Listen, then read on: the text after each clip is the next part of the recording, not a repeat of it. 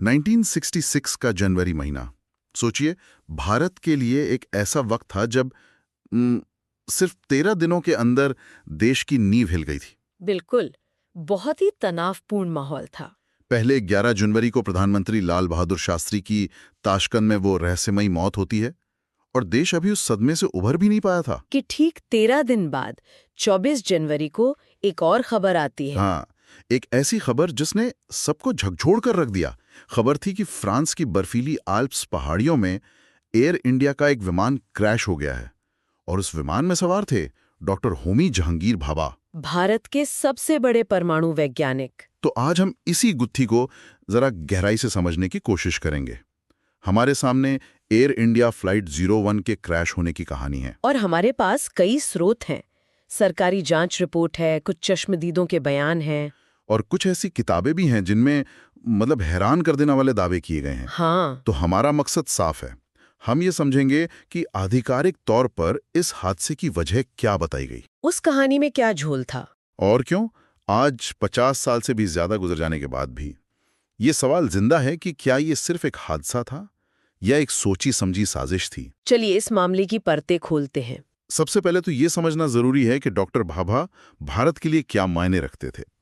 हम उन्हें भारतीय परमाणु कार्यक्रम का जनक कहते हैं, पर ये उपाधि भी उनके कद को पूरी तरह से बयान नहीं करती। सही बात है, वो एक विजनरी थे, एक ऐसा इंसान जो भविष्य देख सकता था। बिल्कुल, उनकी महत्वाकांक्षा सिर्फ एटम बम बनाने तक नहीं थी, वो तो भारत को ऊर्जा के क्षेत्र में पूरी तरह आत्मनिर्भर बनाना चाहते थे। हाँ। वो जानते थे कि अगर भारत को एक महाशक्ति बनना है तो उसे अपनी ऊर्जा जरूरतों के लिए किसी पर निर्भर नहीं रहना होगा।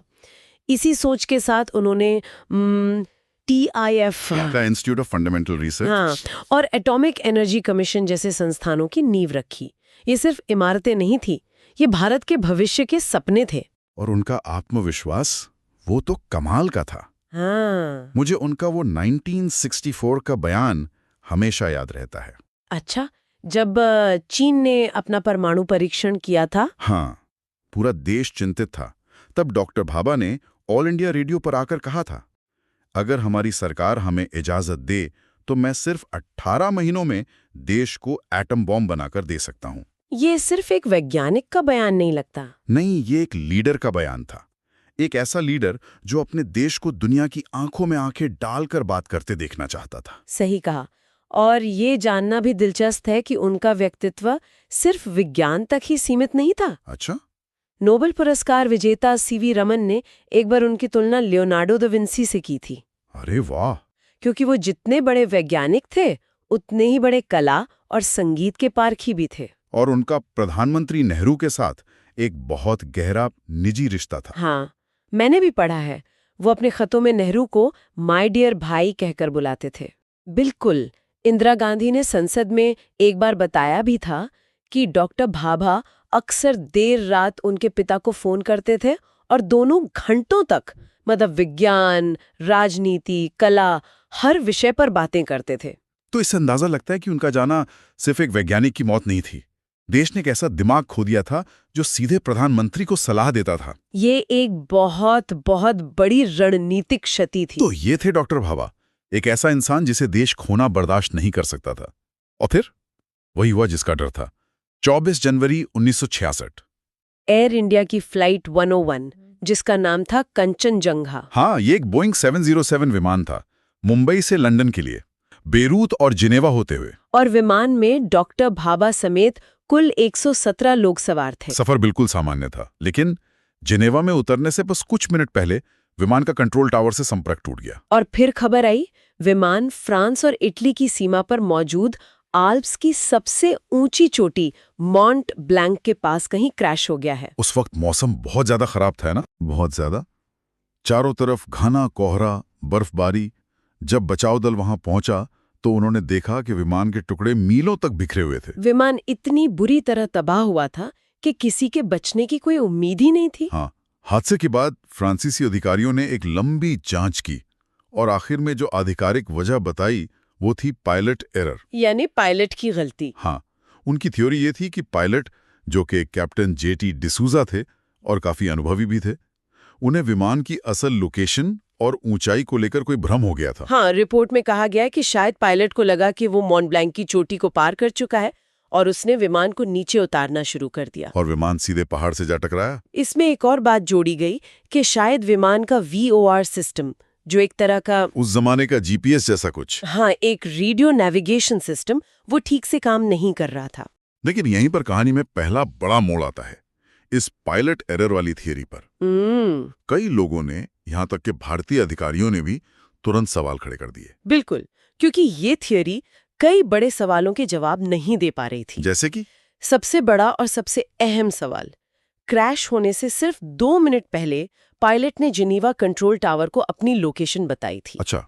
उसने कहा था कि विमान 19,000 फीट की ऊंचाई पर सुरक्षित उड़ रहा है। अच्छा, अब मॉन्ट ब्लांक की सबसे ऊंची चोटी भी करीबन 15,700 फीट की है। 1 मिनट, मतलब विमान चोटी से 3,000 फीट से भी ज्यादा ऊपर था। एग्जैक्टली। तो फिर सिर्फ 2 मिनट के अंदर एक 77 जैसा विशाल विमान 3,000 फीट नीचे आकर सीधे पहाड़ से कैसे टकरा सकता है? ये फिजिकली ही नामुमकिन सा लगता है, जब तक कि कोई बाहरी ताकत काम न कर रही हो या विमान में कोई बहुत बड़ी खराबी ना आ गई हो। और दूसरा रहस्य क्या था? सबूतों का गायब होना। उस हादसे की जगह से न तो विमान का ब्लैक बॉक्स मिला, जो सबसे अहम सुराग होता है, और न ही किसी यात्री का शरीर बरामद हुआ। नहीं। और कुछ ही दिनों बाद खराब मौसम का हवाला देकर बचाव और खोज का काम हमेशा के लिए बंद कर दिया गया। ये सब बहुत अजीब था। हाँ, और इसी ने साजिश की कहानियों को जन्म देना शुरू कर दिया। और यहीं से मामला एक साधारण विमान हादसे से बढ़कर एक अंतर्राष्ट्रीय रहस्य में तब्दील हो जाता है।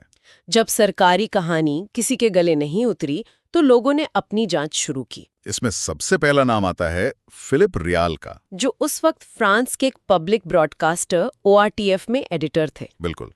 उन्हें सरकारी जांच पर शुरू से ही शक था। रियाल को लगा कि सरकार कुछ छिपा रही है, इसलिए उन्होंने अपनी एक कैमरा टीम को क्रैश साइट पर सबूत इकट्ठा करने के लिए भेज दिया। और उस टीम को वहां कुछ मिला? हाँ, और जो मिला उसने सबको चौंका दिया। उन्हें विमान के मलबे का एक टुकड़ा मिला जिस पर तारीख लिखी थी 1 जून 1960। 1960? हाँ, लेकिन एयर इंडिया का विमान कंचनजंगा वो तो 1961 में बनना शुरू हुआ था। यही तो सवाल था। तो फिर 1960 की तारीख वाला पुर्जा वहां क्या कर रहा था? इसका मतलब तो यही हुआ कि वहां किसी और विमान का मलबा भी था। बिल्कुल। टीम को एक और चीज मिली, एक पीले रंग का धातु का टुकड़ा, जो एयर इंडिया के सफेद और लाल रंग वाले विमान का हिस्सा हो ही नहीं सकता था। तो इन सबूतों के आधार पर टीम के एक सदस्य ने सार्वजनिक रूप से दावा कर दिया कि एयर इंडिया का विमान किसी दूसरे विमान से हवा में टकराया था। और फिर जो हुआ, उसने शक को और भी गहरा कर दिया। हाँ, जैसे ही ये खबर बाहर आई, फ्रांस सरकार ने रियाल की टीम को तुरंत पहाड़ से नीचे बुला लिया और उनसे सारे सबूत जब्त कर लिए। हाँ, और उन्हें उस इलाके में दोबारा जाने से भी रोक दिया गया। इस हरकत ने साफ कर दिया कि सरकार इस दूसरे विमान वाली थ्योरी को दबाना चाहती थी। बिल्कुल। और अगर हम इसे उस वक्त के माहौल से जोड़कर देखें, तो एक दूसरी थ्योरी सामने आती है जो और भी ज्यादा विस्फोटक है। वो कौन सी? वो है अमेरिकी खुफिया एजेंसी CIA का हाथ होने की थ्योरी। CIA?